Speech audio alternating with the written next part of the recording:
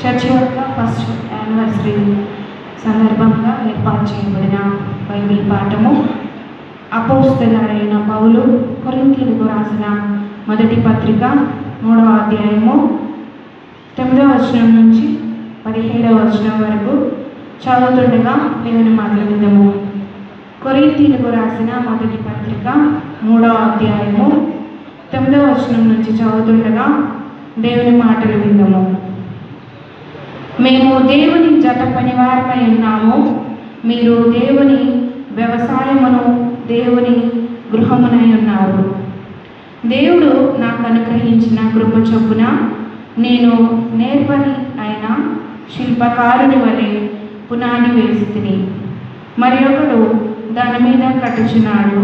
ప్రతివాడు దాని మీద ఎలా కట్టుచున్నాడో జాగ్రత్తగా చూచుకొనవలెను. వేయబడినది తప్ప మరి ఒక పునాది ఎవడును వేయనేరడు. ఈ పునాది యేసుక్రీస్తే. ఎవడైనను ఈ పునాది మీద బంగారము, వెండి, వెలగల రాళ్ళు, కర్ర, గడ్డి, కొయ్యకాలు మొదలైన వాటితో కట్టిన ఎడల వాని పని కనబడును.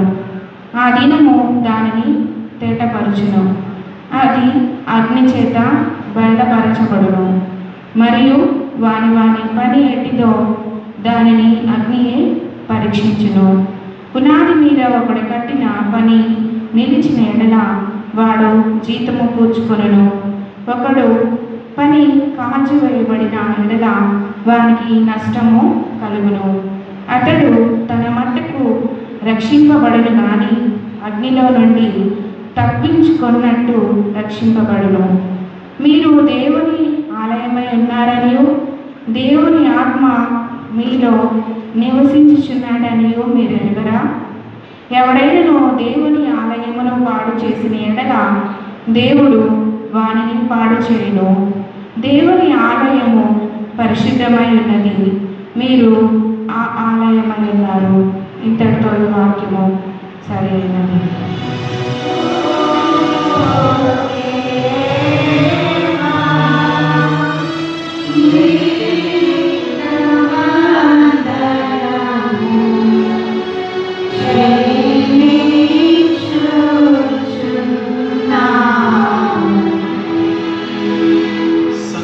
నిలబడి ఉండగా స్వార్థ పాఠ్య భాగం చదవగా విన్నాము. దయచేసి అందరం నిలబడి ఉండగా స్వార్థ పాఠ్య భాగం